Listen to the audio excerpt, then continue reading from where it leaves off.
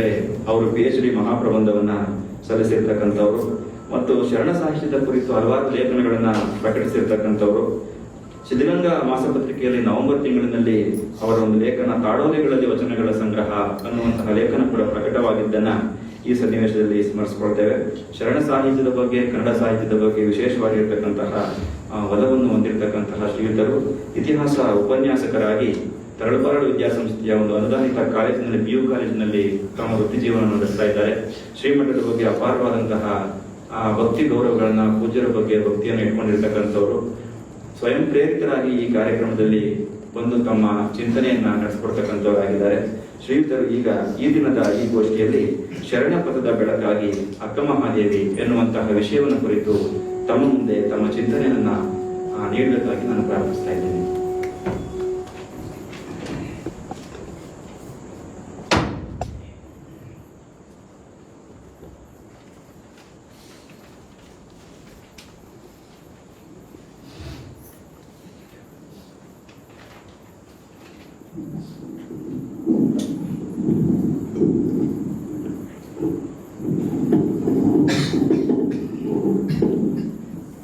ಓಂ ಶ್ರೀ ಗುರು ಬಸವಲಿಂಗಾಯ ನಮಃ. ಬೆಳದಿಂಗಳೊಳಗೆ ಬೆಳಗುವ ಬೆಳ್ಳಿ ಬೆಟ್ಟವು ನೀವು, ಸ್ಫಟಿಕದ ಘಟದೊಳಗೆ ಒಳೆಯುವ ದಿವ್ಯ ದೀಪವು ನೀವು. ನಿಮ್ಮ ಒಳಗೂ ಬೆಳಗು, ನಿಮ್ಮ ಹೊರಗೂ ಬೆಳಗು. ಮುಟ್ಟುವಡೆ ಕೈಗೆ ಸಿಲುಕದು, ಚಿಂತಿಸುವಡೆ ಮನಕ್ಕೆ ನಿಲ್ಲುವುದು. ಆ ನಿಮ್ಮ ಘನ ಶ್ರೀ ನಿಲುವು ನೋಡ ಎನ್ನ ವರಗುರು ಶ್ರೀ ಶಿವಕುಮಾರ ಪ್ರಭುವೇ ಎಂಬ ಒಂದು ವಚನದ ಮೂಲಕ ತ್ರಿವಿಧ ದಾಸೋಹಿಗಳು, ಕರ್ನಾಟಕ ರತ್ನ, ಪದ್ಮಭೂಷಣ, ಲಿಂಗೈಕ್ಯ ಪರಮ ಪೂಜ್ಯ ಡಾಕ್ಟರ್ ಶಿವಕುಮಾರ ಮಹಾಸ್ವಾಮಿಗಳವರನ್ನ ಸಂಸ್ಮರಿಸುತ್ತಾ, ಅವರ ಕನಸಿಗೆ ಕಣ್ಣಾಗಿ, ಅವರ ನುಡಿಗೆ ನಡೆಯಾಗಿ, ಆಚಾರದಲ್ಲಿ ಶ್ರದ್ಧೆ, ವಿಚಾರದಲ್ಲಿ ಶುದ್ಧಿ, ಮಾತಿನಲ್ಲಿ ನಿರ್ಮಲತೆ, ಕೃತಿಯಲ್ಲಿ ನಿಶ್ಚಲತೆಯನ್ನ ಹೊಂದಿ, ದಯವೇ ಧರ್ಮದ ಮೂಲವೆಂದು, ಕಾಯಕವೇ ಕೈಲಾಸವೆಂದು ಸಮಾಜಕ್ಕೆ ಸದಾ ಸನ್ಮಾರ್ಗವನ್ನ ತೋರುತ್ತಿರುವ ಶ್ರೀಮಠದ ಇಂದಿನ ಪೀಠಾಧಿಪತಿಗಳಾದಂತಹ ಪರಮ ಪೂಜ್ಯ ಶ್ರೀ ಸಿದ್ಧಲಿಂಗ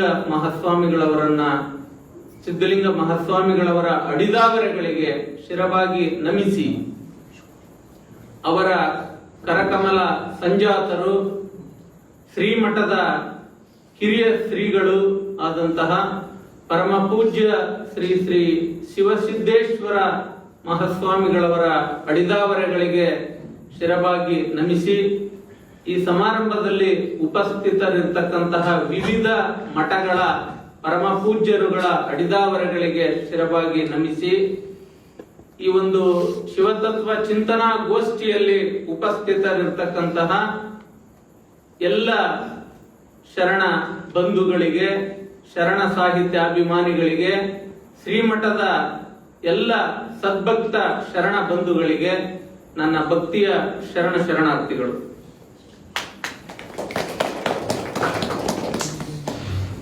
ಹೆಣ್ಣು ಹೆಣ್ಣಾದಡೆ ಗಂಡಿನ ಸೂತಕ, ಗಂಡು ಗಂಡಾದಡೆ ಹೆಣ್ಣಿನ ಸೂತಕ. ಮನದ ಸೂತಕ ಹಿಂಗಿದಡೆ ತನುವಿನ ಸೂತಕಕ್ಕೆ ತೆರೆ ಉಂಟೆ. ಅಯ್ಯ ಮೊದಲಿಲ್ಲದ ಸೂತಕಕ್ಕೆ ಮರುಳಾಯಿತು ಜಗವೆಲ್ಲ.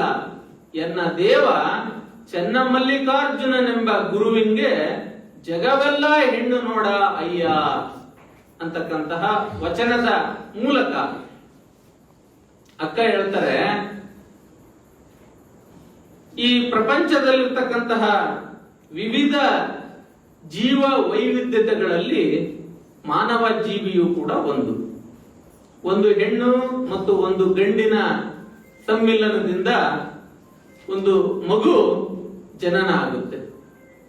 ಈ ಮಗು ಜನನ ಆದಾಗ ನಾವು ಕೇವಲ ಅದನ್ನ ಮಗು ಅನ್ನೋ ರೀತಿಯಲ್ಲಿ ಮಾತ್ರ ಬೆಳೆಸ್ತೀವಿ.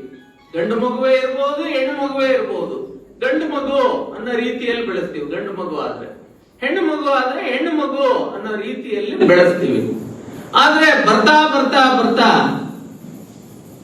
ವಯಸ್ಸಿಗೆ ಬಂದ ನಂತರ ಮೊಲೆ ಮೂಡಿ ಬಂದಂತಹ ಹೆಣ್ಣನ್ನ ಹೆಣ್ಣು ಅಂತ ಬೇರ್ಪಡಿಸ್ತೀವಿ.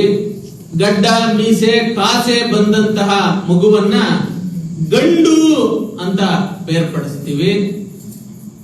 ಇನ್ನು ಮುಂದುವರೆದು ಗಂಡನ್ನ ಶ್ರೇಷ್ಠ, ಹೆಣ್ಣನ್ನ ಕನಿಷ್ಠ, ಇವೆರಡೂ ಅಲ್ಲದ ಮಗುವನ್ನ ಇನ್ನಷ್ಟು ಕನಿಷ್ಠ ಎಂದು ನೋಡುತ್ತಿದ್ದಂತಹ ಒಂದು ಕಾಲ ಇತ್ತು. ಇದು ನಮ್ಮ ಮನಸ್ಸಿನಲ್ಲಿರ್ತಕ್ಕಂತಹ ಸೂತಕ. ಕೀಳಾಗಿ ಕಾಣ್ತಕ್ಕಂಥದ್ದು ಇದೆಯಲ್ಲ, ಇದನ್ನ ನಾವು ಸೂತಕ ಅಂತ ಕರಿತೀವಿ. ಇದು ನಮ್ಮ ಮನಸ್ಸಿನಲ್ಲಿರ್ತಕ್ಕಂತಹ ಸೂತಕ. ಈ ನಮ್ಮ ಮನಸ್ಸಿನಲ್ಲಿರ್ತಕ್ಕಂತಹ ಸೂತಕ ಹೋಗದೆ ಮೈಗೆ ಅಂಟಿರ್ತಕ್ಕಂತಹ ಸೂತಕ ಹೋಗೋದಿಲ್ಲ.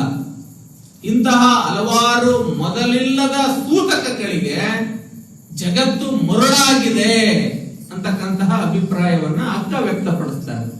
ಮುಂದುವರೆದ ಅಕ್ಕ ಹೇಳ್ತಕ್ಕಂತಹ ರೀತಿ ಇದೆಯಲ್ಲ, ಎನ್ನ ಆರಾಧ್ಯ ದೈವ ಚೆನ್ನಮಲ್ಲಿಕಾರ್ಜುನನಿಗೆ ಇಡೀ ಜಗತ್ತೇ ಒಂದು ಹೆಣ್ಣು ಎಂದು ಹೇಳ್ತಕ್ಕಂತಹ ಒಂದು ಕ್ರಮ ಇದೆಯಲ್ಲ, ಅದು ವಿಶಿಷ್ಟವಾಗಿದೆ.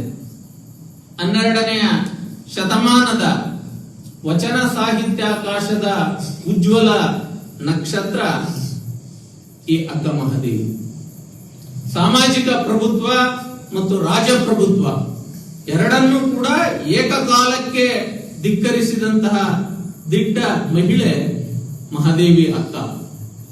ಮಹಾದೇವಿಯನ್ನ ಸ್ತ್ರೀ ಪರ ನಡೆದಂತಹ ಬಂಡಾಯ ಹೋರಾಟದ ಆದ್ಯ ಪ್ರವರ್ತಕಿ ಎಂದು ಆಕೆಯನ್ನ ಕರೆಯಲಾಗಿದೆ.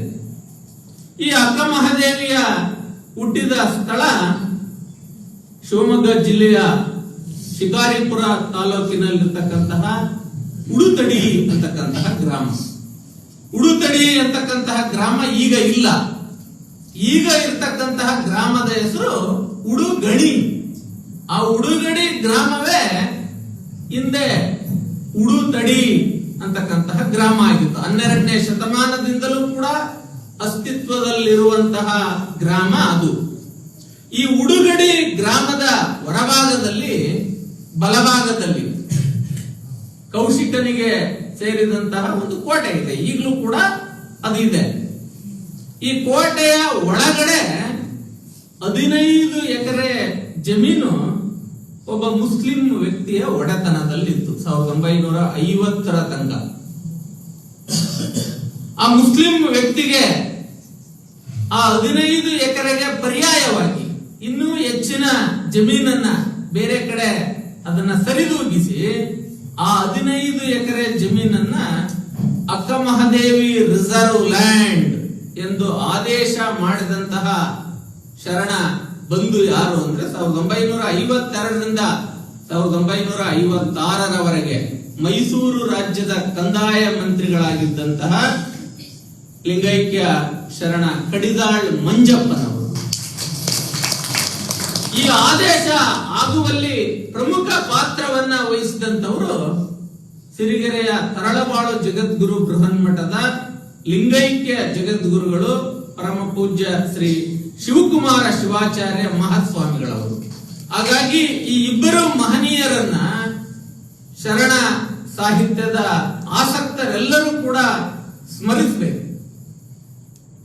ಈ ಉಡುತಡಿ ಗ್ರಾಮದಲ್ಲಿ ಹುಟ್ಟಿದಂತಹ ಮಹಾದೇವಿ ಅಕ್ಕನ ಜೀವನ, ಆಕೆಯ ವಿಚಾರಧಾರೆಗಳನ್ನ ನಾವು ತಿಳ್ಕೊಳ್ಳಿಕ್ಕೆ ಪ್ರಮುಖವಾಗಿ 12ನೇ ಶತಮಾನದ ನಂತರ ಬಂದಂತಹ ವೀರಶೈವರಲ್ಲೇ ಮೊಟ್ಟ ಮೊದಲ ಕವಿಯಾದಂತಹ ರಗಳೆಯ ಕವಿ ಎಂದು ಹೆಸರಾಗಿದ್ದಂತಹ ಹರಿಹರ 1210ರಲ್ಲಿ ಉಡುತಡಿಯ ಮಹಾದೇವಿ ಅಕ್ಕನ ರಗಳೆ ಅಂತಕ್ಕಂತಹ ಒಂದು ಪ್ರಮುಖ ಕೃತಿಯನ್ನ ಆತ ಬರೆದ.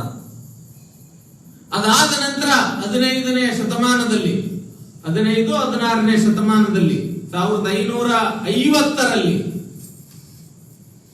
ಚನ್ನಬಸವಾಂಕ ಅಂತಕ್ಕಂಥವರು ಮಹಾದೇವಿ ಅಕ್ಕನ ಪುರಾಣ ಅಂತಕ್ಕಂತಹ ಕೃತಿಯನ್ನ ಬರೆದರು. ಅದಾದ ಮೇಲೆ 16ನೇ ಶತಮಾನದಲ್ಲಿ